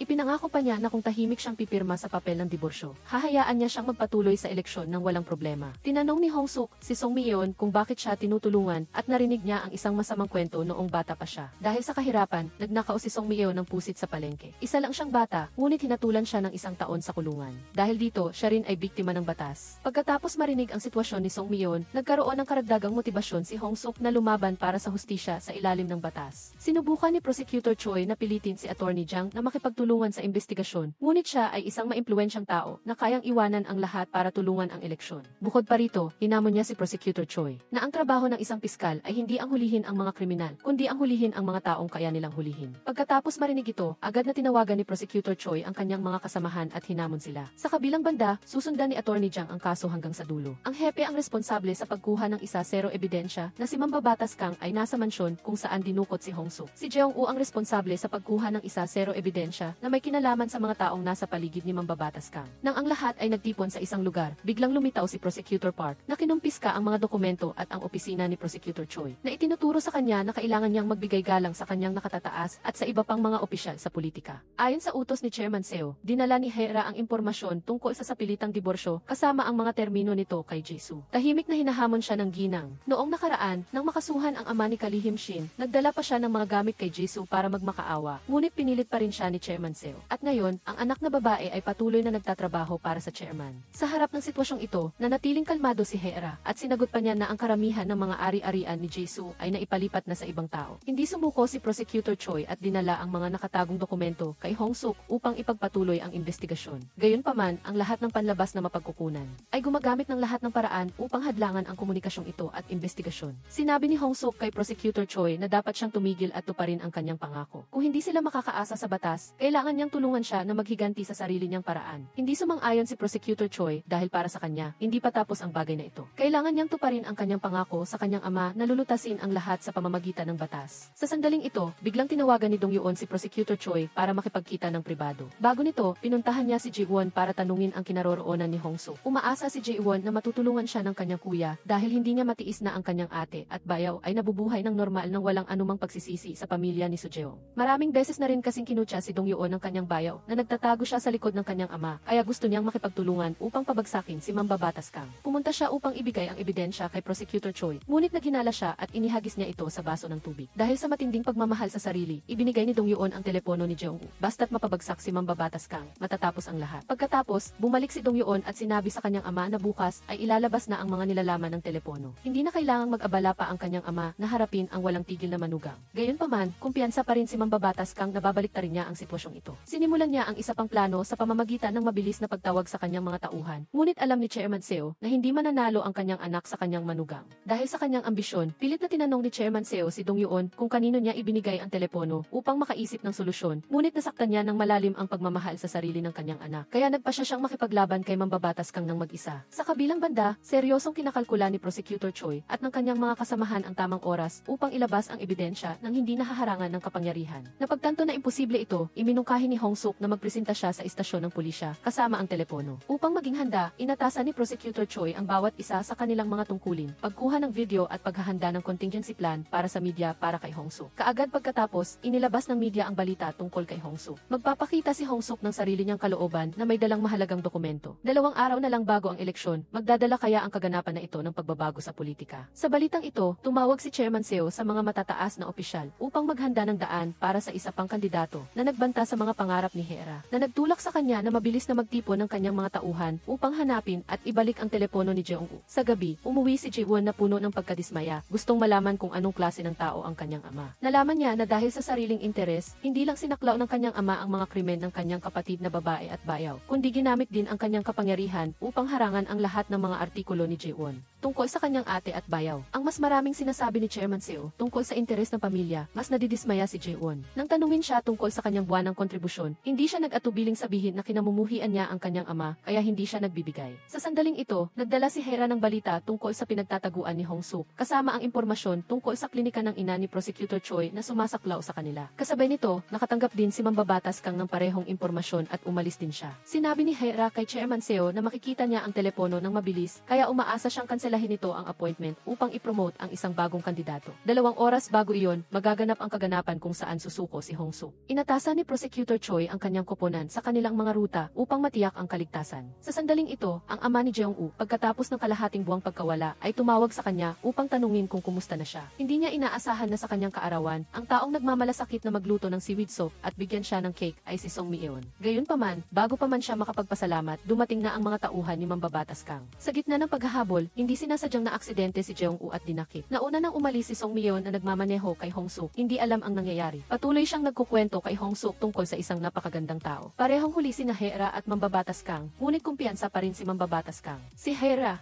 ay babalik at maglilingkod sa kanya tulad ng ginawa niya sa loob ng 15 taon dahil alam niya na sa pagkatao ni Hera, tiyak na hindi niya kakayanin ang isang malupit na tao tulad ni Chairman Seo. Tunay ngang dahil sa kanyang malaking ambisyon, bumalik si Hera kay Mambabatas Kang. Sinabi sa kanya na gusto niyang maging isang politiko sa tabi niya at nagagawin niya ang lahat para ibalik ang ebidensya na telepono. Ang press conference na may daan-daang mamamahayag ay handa na upang tanggapin ang pag-amin ni Hong Suk. Gayunpaman, pagkatapos ng pahayag ni Prosecutor Choi, ang lumabas ay hindi si Hong Suk kundi si Mambabatas Kang. Mapagkunwari siyang nagdeklara na kung si Hong Suk ay makapagbibigay ng anumang ebidensya na may kinalaman sa kanya at kay Jeong-woo, agad siyang aatras mula sa pagtakbo sa pagkapangulo. Tunay ngang nasa gitna ng daan si Hong Suk nang matanggap niya ang tawag mula sa hepe tungkol sa kasalukuyang sitwasyon ni Jeong-woo. Ang taong nasa likod ng lahat ay walang iba kundi si Kalihim Hera. Nagpasya si Hong Suk na itinuturing ang kanyang mga kasamahan bilang pamilya na iwanan ang lahat at iligtas si Jeong-woo. Dahil sa dahilan na ito, si Prosecutor Choi ay walang nagawa kundi sundin ang kahilingan ni Hong Suk. Sinabi niya sa lahat ng mga mamamahayag na nilinlang siya at yumuko siya bilang paghingi ng tawad kay Mambabatas Kang. Ang plano ay biglang bumaliktad na nagpataas sa reputasyon ni Mambabatas Kang. Ginagamit ni Hong Suk ang telepono sa kanyang kamay upang pilitin si Hera. Natiyakin na matagumpay ang operasyon ni Jeong-woo. Habang naghihintay sa operasyon, tahimik na nagbalak kayo si Hong Suk upang lumapit sa lugar kung saan nangangampanya si Mambabatas Kang. Siya at ang kanyang asawa ay nag-arte na nagmamalasakit sa mga mamamayan sa lahat ng dako. Habang tahimik na nag-ipon ng ebidensya si Hong Suk, buong araw na parang wala sa sarili si Song Myeon, labis na kinakabahan hanggang sa narinig niya ang balita na matagumpay ang operasyon ni Jeong-woo. Tinawagan ni Hong Suk si Hera at humingi pa ng 3 karagdagang kondisyon. Una, palayain si Hepe Huang. Sunod, ilipat si Jeong-woo sa isang regular na silid ng ospital. Panghuli, nagpasya si Hong Suk na tumakas sa bansa. Si Mambabatas Kang na magiging presidente nang marinig ang kondisyong ito. Agad na pumayag si Hera na bigyan si Hong Suk ng pondo para sa kanyang pagtakas. Pagkatapos ng bigong press conference, galit si Prosecutor Choi sa mga mayayamang abusado sa kapangyarihan. Galit din siya kay Ji-won dahil sa pag-aakalang tinulungan niya si Mambabatas Kang. Hindi nasaktan si Ji-won sa mga salitang ito. Sa katunayan, hinikayat pa niya si Prosecutor Choi na magsimulang muli kasama siya dahil alam niya na hindi pa sumusuko si Hong Suk at gagawin niya ang mga bagay sa sarili niyang paraan. Sa gabi, si Song Myeon bilang kinatawan ni Hong Suk ay nakipagpalitan ng pera at ng telepono kay Hera at hiniling na tigilan na nito ang paghahanap. Sinabi niya na siya at si Hong Suk ay tatakas, ngunit gusto ni Hera na marinig ang mga salitang ito mula mismo kay Hong Suk. Ginagamit ni Song Myeon ang kanyang mga tauhan sa industriya upang matiyak ang kaligtasan mula sa lahat ng direksyon. Pagkatapos makitang lumilipad na ang bangka ni Hong Suk, pagkatapos ng ilang sandali, dumating si Mambabatas Kang sa lugar ni Hera upang kunin ang telepono ni Jeong-woo. Ipinapalagay ni Hera na ang kanyang mga ginawa sa telepono ay nagdala ng maraming kawalan kay Mambabatas Kang, ngunit sinabi niya na ang bawat hakbang ng kanyang ginawa ay nagdala ng maraming benepisyo tulad ng kasalukuyan. Higit sa sinuman, naiintindihan ni Mambabatas Kang ang paraan ng pagtatrabaho at pagkatao ni Hera. Alam niyang ang telepono na ibibigay sa kanya ni Hera ay isang peking kopya lamang. Nang malantad siya, napagtanto ni Hera na ang kanyang tunay na kasosyo ay hindi kailanman magtataksil sa kanya. Kinuha niya ang tunay na telepono ni Jeong-woo at sabay nilang itinapon ang lahat ng ebidensya sa malalim na ilog. Ang araw ng eleksyon ay sa wakas ay dumating at tulad ng inaasahan, ang mga boto ni Mambabatas Kang ay nangunguna sa iba pang mga kandidato sa loob lamang ng kalahating araw. Masayang-masaya siya at nagpunta sa masahe upang mag-enjoy, ngunit hindi niya inaasahan na si Hong Suk ang magsisilbing tagapaglingkod. Si Hong Suk na hinahabol habang buhay ay kinailangan dumaan sa dagat at basang-basa. Ngayon, si Song Myeon na lang ang kasama niya na nag-aalaga sa kanya. Samantala, si Mambabatas Kang sa sentro ay nakakuha ng maraming boto at nanguna. Gayunpaman, bago iyon, tumawag ang kanyang biyenan at sinabi sa kanya ang tungkol sa gulo. Kapag pumasok ka sa Blue House, kailangan mo pa ring magbigay ng paggalang sa kanya. Dahil ang mga opisyal ng gobyerno na may kinalaman sa politika ay nasa kamay ni Chairman Seo at ng Han Group. Inutusan ni Mambabatas Kang si Hera na maghanap ng impormasyon tungkol sa mga taong ito at gumawa ng estratehiya upang gawin silang kanyang mga tao. Sa ganoong paraan, magiging isang independenteng pangulo siya na hindi matatakot sa sinuman. Si Song Myeon, sa kanyang reputasyon bilang isang pinuno sa loob ng maraming taon, ay nakakuha ng maraming kapakipakinabang na bagay mula sa kanyang mga tauhan. Hindi lamang para sa mga nakatagong kamera, kundi pati na rin sa isang universal na susi na maaaring magbukas ng anuman. Matapos suriin ang lugar, tiyak na tambangan ni Hong Suk si Mambabatas Kang sa isang maliit na barberya dahil pagkatapos niyang magkampanya sa bayan. Hindi magdadala ng bodyguard si Congressman Kang sa isang pribadong lugar tulad niyan. Iyon ang barbero ng kanyang ama at narinig ni Baek Hong Suk ang impormasyon kay Seo Ji-won. Alam ni Hong Suk ang mahirap na sitwasyon ni Ji-won sa kasong ito dahil sangkot ang kanyang pamilya, kaya hindi niya pinilit si Ji-won na tumulong sa kanya. Gayunpaman, nang humarap siya sa alok ng kanyang kapatid na tumigil na sa pagiging reporter at maging anak na babae ng isang chaebol, nagpa siya si Ji-won na pangunahan ang ikalawang plano ni Hong Suk. Sa oras na ito, mayroon na lang silang 2 oras para baliktarin ang sitwasyon bago matapos ang halalan. Nagsimula silang kumilos. Gumawa ng paraan si Ji-won para paalisin ang ama ni Congressman Kang sa bahay. Narito ang salin, pumasok si Song Myeon at nagsimulang ayusin ang lugar. Sa oras na iyon, pauwi na si Congressman Kang sa barbero ng kanilang pamilya. Ngunit ayaw niyang malaman ito ng kahit sino dahil sa kanyang nakaraan. Si Shin Hae-ra ay dinala lamang sa labas at pinabalik. Pumasok si Congressman Kang sa loob ng walang pag-aalinlangan, inalis ang kanyang coat at umupo sa upuan para mag-relax. Bigla niyang nakita si Baek Hong-suk na nakatayo sa likuran niya. Bantaan ni Hong-suk si Congressman Kang na sundin ang kanyang mga utos at kung gagawin niya, papayagan niya itong bumalik at maging pangulo. Tumayo ng tuwid si Hong-suk at sinuntok si Congressman Kang ng 2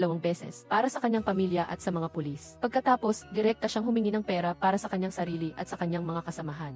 Inamin niya ang pagkatalo at humingi lang ng pera para protektahan at alagaan ang mga nasa paligid niya. Ipinakita niya kay Congressman Kang ang larawan ng kanyang ama na nasa kamay niya. Wala nang ibang pagpipilian si Congressman Kang kundi tawagan ang kanyang asawa at hingi na magpadala ng 2 bilyong won. Nang makamit ang layunin, sinimula ni Baek Hong-suk na tukuyin ang kahinaan ni Congressman Kang sa bahayang hindi iginagalang na pudlit sa gayon. Nahuli niya si Congressman Kang na umamin na siya ang pumatay kay Baek Soo-jeol. Hindi niya napansin na ang buong silid ay may mga close-up camera. Binati ni Hong-suk si Congressman Kang sa nalalapit nitong pag-angat sa posisyong pangulo. Pagkatapos, umalis siya na nagpapanggap na inaapi ng isang mayaman. Pagkatapos ma-record ang ilang mahalagang video, nagsimula ang buong team na i-edit ang material para baliktarin ang sitwasyon. Isang oras bago matapos ang halalan, dumating si Prosecutor Choi Jeong-woo at hiniling kay Kang Dong-yeon na kanselahin ang kanyang flight sa ibang bansa. Siya ay isang mahalagang bahagi na kailangan manatili upang masaksihan ang pagbagsak ni Congressman Kang. Nang malapit nang maabot ng boto ni Congressman Kang ang tuktok, lumabas ang media report tungkol sa kanyang confession video sa malalaking screen. Kalmadong nakaupo si Seo Ji-won na responsable sa pag-i-edit ng media release at nakikipag-ugnayan sa iba pang media outlets upang mag-focus sa pagbabalita. Ang pagbaliktad ng opinyon ng publiko ay nagsimula ng malakas. Nagkagulo ang buong South Korea, nag-aalala tungkol sa posisyon ng bagong pangulo. Pansamantalang nagpahinga si Baek Hong-suk sa gilid ng kalsada at tumawag sa ospital upang makausap si Chief Wang. Ngunit dahil sa pagsisisi sa kanyang mga ginawa, tumanggi si Chief Wang na pumunta. Nais niya lang bumalik para magbayad sala pansamantala at pagkatapos ay magpunta sa istasyon upang harapin ang kanyang mga kasalanan. Kinailangan ni Police Officer Joe na kumbinsihin si Chief Wang ang husto bago siya nagbago ng isip. Hindi sumuko si Congressman Kang. Ginamit niya ang mga opisyal sa komite para magkaroon ng press conference at patunayan na nasa isang election meeting siya. Ibig niyang sabihin na ang video ay peke at gawa ng kanyang kalaban upang siya ay mapahama. Sa harap ng sitwasyong ito,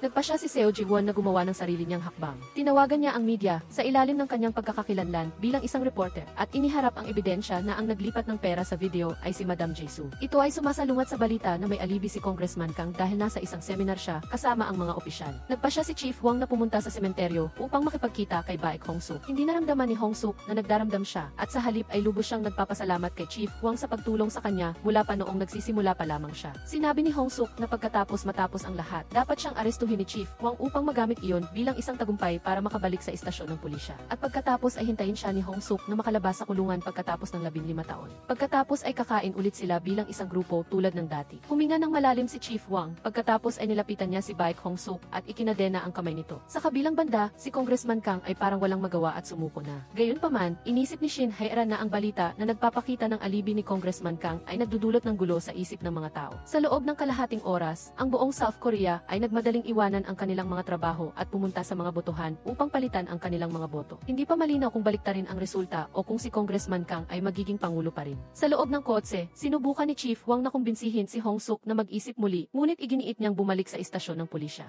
Ang tala ng kaso ni Baek Soo-jeong ay nagsasabi na siya ay isang drug courier, kaya bilang isang ama, kailangan niyang linisin ang dungis na ito para sa kanyang anak na babae. At umasa sa profesional na etika ni Chief Wang upang labanan ang mga makapangyarihang at masasamang tao hanggang sa huli. Si Chief Wang, na nagkulong sa kanyang sariling mga kasamahan, ay tila nalilito. Natapos na ang eleksyon sa buong bansa. Ang buong koponan, pati na rin ang buong South Korea, ay sabik na naghihintay sa mga live na resulta. Ang bansa ay may 71% na turnout ng mga botante. Si Congressman Kang ay nangunguna sa hapon, ngunit dahil sa biglaang balita, natalo siya sa kanyang kalaban ng 8%. Gayunpaman, ang eleksyon ay hindi tungkol sa paghahanap ng isang tunay na mabuting tao, kundi sa pag-aalis ng isang masamang tao. Kung magkakaroon ng problema ang bagong pangulo, iyak na determinado si Prosecutor Choi Jeong-woo na patalsikin siya. Sa huli, ang pagsisikap ni Seo Ji-won at Prosecutor Choi ay nagbunga. Bukod pa rito, ang paglalakbay na ito ay nagbigay ng romantikong damdamin kay Prosecutor Choi nang tumingin sa kanya si Ji-won. Sa kabilang panig, mayroon pa ring pag-asa si Shin Hae-ra sa kanyang ambisyon. Sinabi niya na haharapin niya ang recording ng pag-amin ni Congressman Kang. Pagkatapos ay ayusin ang isang pulong kasama ang mga bagong opisyal upang maghanda para sa hinaharap. Kung hindi sila manalo sa terminong ito, maghahanda sila para sa susunod na termino sa 5 taon.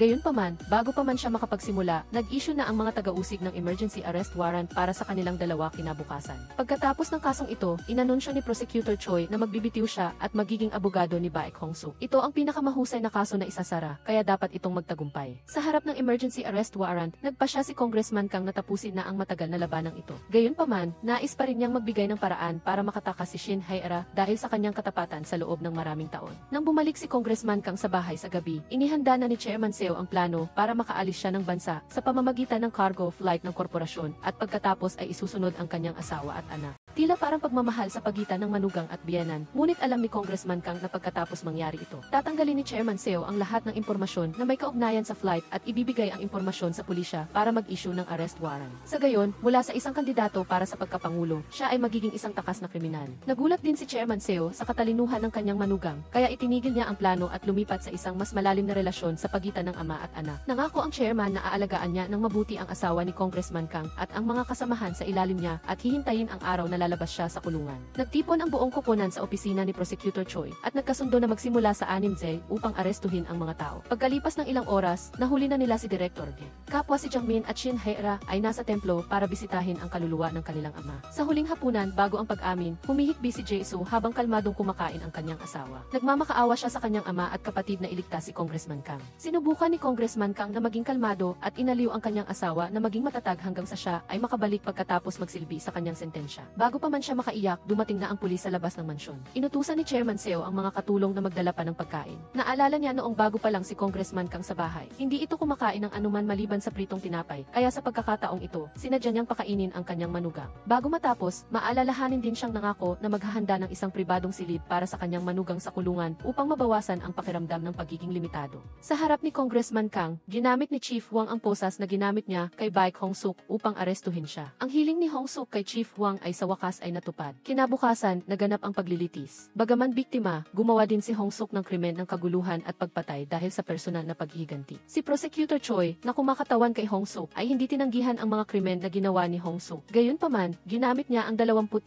taon ni Hong-suk bilang isang pulis upang mabawasan ang kanyang sentensya at inihayag ang mga hindi pagkakapantay-pantay ni Hong-suk at ng buong sistema ng pulisya ng bansa. Ang isang mabait na ama ay kinailangang gumawa ng mga aksyon tulad ng mga inakusa. Ang lahat ay dahil sa hindi patas na batas at orihinal na dinala ni Baek Hong-suk ang baril sa korte upang pilitin si Jun na aminin ang kanyang mga krimen, hindi para pumatay. Kaya, ang pag-usig sa ilalim ng batas sa pagpatay ay hindi makatarungan kay Hong-suk. Pinigilan din ng batas ang isang 17 taong gulang na masunurin na anak na babae na nag-ipon ng pera upang bilhin ang kanyang ama ng isang shaver at ginawa siyang drug courier. Kaya, ayon kay Prosecutor Choi, ang mga aksyon ni Hong-suk ay dapat isaalang-alang bilang mga aksyon ng isang taong naapektuhan ng matinding sakit sa pag-iisip. Gayunpaman, tumayo si Hong-suk at iginiit na ang kanyang mga aksyon sa korte ay naganap sa isang estado ng kumpletong kamalayan. Nasa matino niyang pag-iisip, nais niyang umamin sa kanyang mga kasalanan at tanggapin ang sentensya para sa kanyang mga aksyon, anuman ang kanyang kalagayan. Ang tanging nais ni Baek Hong-suk ay ang kaso ng kanyang anak na babae ay imbestigahan muli sa pinakamakatarungang paraan para sa kanya. Pagkatapos ng paglilitis, si Prosecutor Choi ay medyo galit sa mga aksyon ni Hong-suk dahil siya at ang mga tao ay nakikiramay at umaasa na si Hong-suk ay mapapawalang sala pagkatapos ng lahat ng kanyang pinagdaanan. Nagpasya si Prosecutor Choi na talikuran ang kanyang karapatang maging abogado ni Hong-suk at sa halip ay hawakan ang muling pag-imbestiga sa kaso ni Baek Soo-jeon. Nang marinig ito, hindi na nag-atubili si Police Officer Jo na gumaling at agad siyang nagpalit ng damit. Ang kanilang mahalagang gawain ngayon ay arestuhin ang tunay na may akda ng aksidente, si Seo Ji-soo, na malayang nakakalakad sa labas ng batas. Nagpatuloy ang paglilitis ni Baek Hong-suk na may ganap na pag-amin sa korte. Hindi na sinubukan ni Prosecutor Choi na ipagtanggol si Hong-suk. Sa halip ay nakatuon siya sa paggawa ng mga kasabwat na umamin sa kanilang mga krimen. Una, si Jang-min na binayaran upang patayin si Baek Soo-jeon sa pamamagitan ng pag-iniksyon. Bukod pa rito, ang sangkap ng droga na inakusang nasa katawan ni Soo-jeon ay sadyang ininiksyon din niya. Sa kanyang pagsisisi, sa unang pagkakataon ay inamin ni Jang-min na si Soo-jeon ay nasagasaan habang naglalakad at nabangga pa ng 2 beses. Sakto namang nagbibigay ng patotoo si Chief Wang. Narito ang salin tungkol sa pagkuha ng black card at pagnanakaw nito. Ipinakita ni Police Officer Jo ang ebidensya ng kamera na nagpapakita ng pagkakasangkot ni Director Gay. Mula rito, natukoy na ang pinakahuling tawag ni Director Gay ay kay Shin Hae-ra. Sa makatuwid, humingi ang taga-usig ng utos na ipatawag si Hae-ra para makibahagi bahagi sa muling pag-imbestiga. Sa kabilang banda, malungkot si Chairman Seo na inaayos ang paglipat ng kanyang panganay na anak na lalaki sa ibang bansa para magsimulang muli ng buhay. Nang malaman ito, ayaw ni Jae-soo na makipaghiwalay sa kanyang kapatid dahil alam niyang si Kang Dong-yoon ang nagbigay ng recording ni Congressman Kang sa media. Nag-aalala si Jae-soo at lumapit sa kanyang ama tungkol sa mga nangyayari sa paglilitis, natatakot na ibunyag siya ni Hera. Ngunit nang malaman niyang si Shin Hera ay binayaran at mas interesado sa mga ari-arian ng kanyang kapatid, mas nababahala siya para sa kanyang sarili. Mukhang matatapos na ang sitwasyon, kaya nagpa siya si Song Mi-yeon na ipahayag na gusto niyang maging ikatlong asawa ni Police Officer Jo. Bagaman nagmumura siya sa labas, binilhan niya ito ng panyo. Kung si Song Mi-yeon ay hindi gagawa ng anumang krimen sa loob ng isang taon at kikita ng pera ng matapat, bibigyan niya siya ng pagkakataon na maging huling asawa. Si Hera ay ipinatawag sa korte at kalmado niyang tinanggihan ang lahat ng mga akusasyon na hindi naugnay sa June at sa aksidente. Ano man ang sabihin ni Prosecutor Choi, nagbigay si Hera ng mga palusot. Walang ibang paraan si Prosecutor Choi, kaya ibinunyag niya ang ebidensya. Narito ang salin, ito ang text message kay John pagkatapos niyang hindi maitanggi na siya ang babaeng kasama ni June sa kotse na nagdulot ng aksidente at dapat siyang makulong ng 8 taon. Biglang natigilan si Hera. Dahil nangako si Attorney Jang na makukulong lang siya ng 1 taon at pagkatapos ay maipagpapatuloy niya ang kanyang pangarap sa politika. Dahil sa pangarap na ito, nagpa siya si Hera na aminin na wala siyang koneksyon sa mga awit na si June at ibinigay pa niya ang black box evidence na nasa bangko. Agad-agad, ibinalita ng media na ang anak na babae ng chaebol na si Seo Ji-soo ay inaresto dahil sa sadyang pagpatay. Umiyak si Baek Hong-soo. Sa wakas, napatunayan niya sa buong mundo kung gaano kabuting tao si Baek Soo-jeong. Sa wakas, natupad niya ang kanyang pangako sa kanyang asawa na linisin ang pangalan ng kanyang anak na babae. Sa huling paglilitis ni Baek Hong-soo, nagmungkahi ang taga-usig ng habang buhay na pagkakakulong para sa kanya, batay sa batas. Bumalik si Seo Ji-won sa bahay at nag-impact ng kanyang mga bag. Sinabi na lalabas muna siya para maranasan ang buhay sa labas ng ilang sandali. Bagaman mahal niya ang kanyang ama, kailangan niya ng oras upang makapag-isip-isip. Sa malaking mansion ngayon, tanging ang chairman at ang kanyang mga ambisyon na lang ang natitira. Nang mawala ang lahat ng kanyang pamilya, sa wakas ay napagtanto ng chairman na ang kapangyarihan ay hindi ang destinasyon ng kaligayahan. Si Congressman Kang ay sinentensyahan dahil sa pagiging kasabwat sa pagpatay. Ngunit natanggap ang parusang 8 taon sa kulungan. Si Baek Hong-soo ay nakaupo sa kanyang selda, naghihintay ng opisyal na hatol. Patuloy ng yakap ang shaver na binili ni Baek Soo-jeong at umiiyak. Sa huli, walang nangyaring himala. Si Hong-soo ay sinentensyahan ng 15 taon sa kulungan para sa pagpatay at pagtakas mula sa batas. Sa sandaling ito, nakita ni Hong-soo si Soo-jeong na pumasok mula sa labas. Umiti ang batang babae ng isang ngiti na parang anghel. Nagpapasalamat sa kanyang ama ng husto sa hindi niya pagsuko. Para sa kanyang maliit na anak na babae, si Hong-soo ay pinalaya sa buong buhay.